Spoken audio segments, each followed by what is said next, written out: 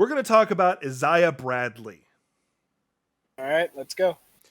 He seems to be he's around World War II Captain America, and he seems to have a pigmentation difference than Steve Very high, Rogers. very high It might melanin. be that tattoo he's got. I can't quite tell. I will say he looks a lot more muscular than Steve Rogers. I'm not gonna lie. Um, Granted, comic artists do that a lot. They gave Captain America a very high chest back in the 90s. oh yeah, like Wolverine's particularly bad about that. But anyway, so Issiah Bradley, he when they were trying to replicate the serum, there's two versions. I'm going with the second version. When they were trying to replicate the serum that created Captain America, they were doing so. They were using it on the during the Tuskegee Airmen experiments. They were using it on them. Yeah. So, quick history. The Tuskegee Airmen experiments were basically the military saying, "Hey, here's a bunch of African Americans. We're just going to experiment on them. Not like Nazi level of experimentation, but not much better, leaving permanent damage. You're doing this for the good of your country, and you're paralyzed for life." Now, mind you, that's me kind of like glossing over a lot of detail. That's the real life equivalent that they're dealing with story wise. Basically, is what we're just acknowledging. So Issiah Bradley, out of the 100 people they tested on, he's the only one that it actually worked on. And mind you, his is not perfect. He has to continuously receive treatment, otherwise he'll start to degrade. He found out a whole battalion or platoon of segregated soldiers were being pinned down, and they were not going to help them. He stole a spare suit of Captain America and went and saved them. And he does this several times throughout history, and every time he gets denounced by his own government, and even was imprisoned, and they refused to treat him anymore. So he started degrading, to the point that when Steve Rogers died in the comics briefly, Issiah Bradley went to his funeral. He is basically borderline catatonic in a wheelchair. Wolverine didn't know who the hell he was.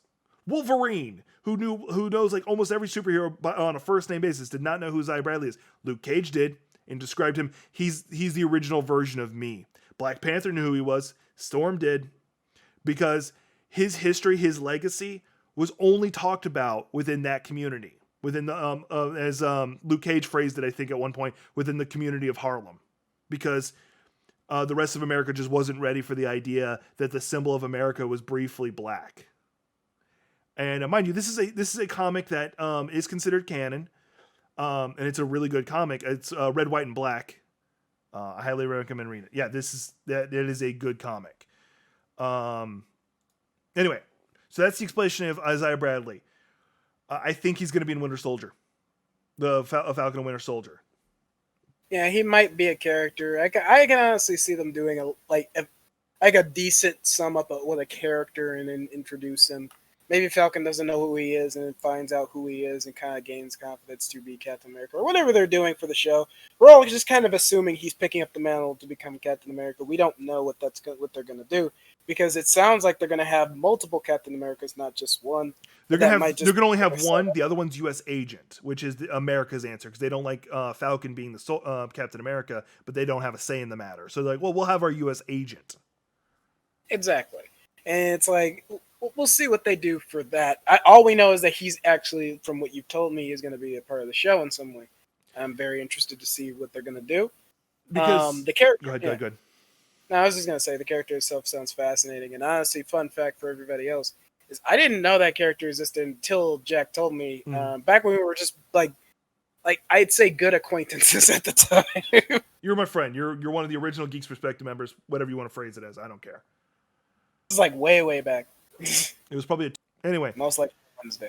So basically, what we're seeing with Falcon and the Winter Soldier is Falcon, like he's got the shield. The government's not coming to take it from him, but he doesn't feel he's worthy of it. Which incidentally follows a lot of the actor who's playing him, whose name escapes me at this exact second. He feels very similar. He's like, I don't think I'm going to be able to do the role that Chris Evans set up. Which, by the way, there's some cool news on that. So it kind of mimics that. And there's like only two things that they can do. Either he gets comfortable with it real fast, meaning they have to introduce the story of Issiah Bradley, which is going to be beyond amazing, or they give it away to somebody else, which there's only one other person who can carry that shield, which is Chris Evans, who actually is returning to the role, but for only 3 things. There's supposed to be a alternate universe where you see Hydra Steve Rogers, and there's rumors that they're going to do World War II Steve Rogers to introduce Wolverine's history. But that's the current rumor. Also, to answer your question, it's Anthony Mackie. Thank you. I can never remember his name. Like I still like my mind will immediately flip back to actually 8 Mile first. Hey man, it's fine. Clarence is a nice family.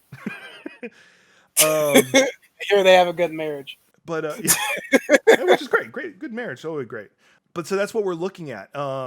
We're seeing that Anthony Mackie's character of Falcon is not comfortable with the idea of him carrying the shield. He doesn't think he's anywhere near as good as Captain America because he's measuring himself up to a guy who had a literal super soldier serum, who's just been built up on all these legends. A guy who he's probably, I'm not gonna say worship, but had immense respect for since joining the army, and if not before that. And now he's being asked by his friend who is dead to carry his shield, carry on his legacy. I can completely understand him being a little nervous or hesitant about it. Actually, might think if we could last minute throw a fan theory in there. Go for it. What if there's no perfect version of the super soldier serum, and like Issiah Bradley introduces himself, and it's like, well. Like, I know that it would be cool if he didn't have it, but what if he's going to do some kind of heroic thing where it's like he's going to die so they can make another serum and inject it into Falcon so he can be, like, on that level. On that level. That would be interesting. I think that would take away from Anthony Mackie because they'd almost have to switch out who the actor is. And the reason why is because Anthony Mackie is a rather skinny guy. Yeah. He would have to bulk the hell up to pull it off. Mind you, I get the feeling he's one of those guys who just gets really muscularly dense. They don't get bulky. They just dense up. You're just going to see veins on him. And honestly, you could probably do a thing where it's like he's not like completely built. Like he's strong. Mind you, they have a super soldier version of him in a movie that just came out. I just remembered that. Yeah. That one where it's like Training Day, but it's like Terminator stuff. Yeah.